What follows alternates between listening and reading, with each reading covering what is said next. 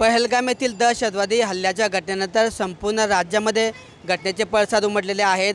जळगावच्या जामनेरमध्ये सुद्धा आज सकल हिंदू समाजाच्या वतीने जो आहे कडकडीत बंद या ठिकाणी पाळण्यात आलेला आहे। सकाळी या ठिकाणी सकल हिंदू समाजाच्या वतीने पाकिस्तानचा झेंडा जाळण्यात येऊन या ठिकाणी तीव्र शब्दामध्ये घटनेचा निषेध व्यक्त करण्यात आला आणि त्यानंतर या ठिकाणी बंदला सुरुवात झालेली आहे। जामनेरचा हा वर्दळीचा चौक आहे आणि या ठिकाणी जर आपण बघितलं तर सर्व दुकानं जी आहेत या ठिकाणी बंद ठेवण्यात आलेली आहे। केवळ हा चौकात नव्हे तर संपूर्ण जामनेर शहरामध्ये सकल हिंदू समाज बांधवांनी उत्स्फूर्तपणे या बंदमध्ये सहभागी नोंदवत आपापली दुकाने जी आहे आज बंद ठेवलेली आहेत। नेमकं या बंद संदर्भात बोलण्यासाठी आपल्यासोबत सकल हिंदू समाजाचे पदाधिकारी आहेत, आपण त्यांच्याशी बोलणार आहोत।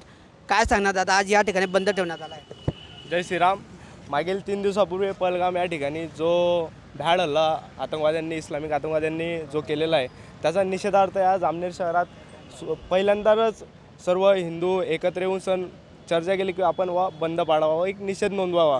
या ठिकाणी आज सर्व मार्केट बंद आहे, व्यापाऱ्यांनी सर्व स्वयंस्फूर्तीने मदत करून म्हणजे कोणालाही दगाबाजी किंवा घोषणाबाजी करणं सगळं शांततेने सगळं बंद ठेवण्यात आलेलं आहे।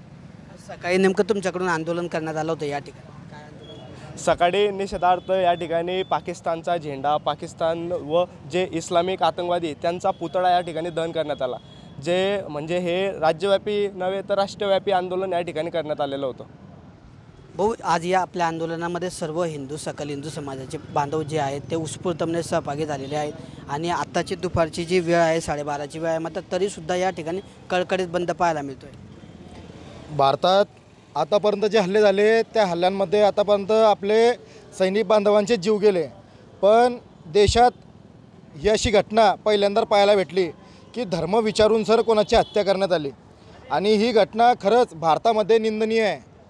कुठंतरी हिंदुस्थान हा नेहमी सहिष्णुतावादी हा देश आहे की वसुदैव कुटुंबकमचा नारा आम्ही हिंदुस्थानाने सदैव या देशाला या जगाला दिला आहे आणि कुठंतरी ह्याच देशावर काही हे पाकिस्तानसारखे आक्रमक भडवे अशी वाईट नजर ठेवून बसलेले, कुठंतरी विचार केला गेला पाहिजे आणि हिंदुस्थानातले जे काही हिंदुस्थानी लोक आहे, जे हिंदू लोक आहे, यांनी या गोष्टीचा कुठंतरी विचार केला पाहिजे की आपण सर्वांना आपलंसं समजून सर्वांना समाविष्ट करतो, पण नेमकं जेव्हा वेळ आपल्यावरच येते त्यावेळेस कोणी आपल्या पाठीशी उभं राहत नाही, कारण की एका विशिष्ट वर्गाने आज ह्या गोष्टीला समर्थन नाही दिलं। काही वेळेस काय होतं की हिंदू समाज सर्वांसाठी उभा आहे, पण जेव्हा वेळ हिंदूंवर येते त्यावेळेस आमच्यासाठी कोणीच उभं राहत नाही। नरेंद्र मोदींनी जो आहे बदल्याची हुंकार भरलेली आहे, भविष्यात कल्पनाही केली नसेल अशा पद्धतीने आपण त्याचा बदला घेऊ घटनेचा असं म्हटलं आहे। या घटनेकडे कसं पाहता? घेतलाच पाहिजे। मोदीजींच्या सोबत आम्ही हिंदुत्वाच्या भविष्यासाठी उभं होतो, आज उभं आहे आणि भविष्यातही उभं राहणार। ज्या क्रूरपणे त्या 28 लोकांचा निष्पाप जीवांचा त्यांनी बळी घेतला, त्यांची हत्या केली, मोदीजींकडनं आमची अपेक्षा एवढीच आहे की आम्ही तुम्हाला ज्या कारणासाठी आज देशाच्या सर्वोच्च स्थानावर बसवलं आहे आणि आमची अपेक्षा आहे पाकिस्तानाशी बदला नको घ्या, भविष्यात पाकिस्तान हा जिवंत नसला पाहिजे, असं काहीतरी त्यांच्या हातून घडलं पाहिजे। आम्ही मोदीजींकडनं ही अपेक्षा ठेवतो। तर या ठिकाणी सकल हिंदू समाजाच्या तरुणांच्या असतील, नागरिकांच्या असतील, या तीव्र भावना या ठिकाणी आहेत।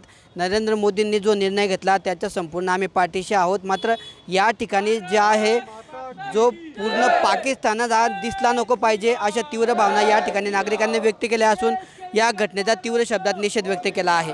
किशोर पाटील, TV9 मराठी, जामनेर, जळगाव।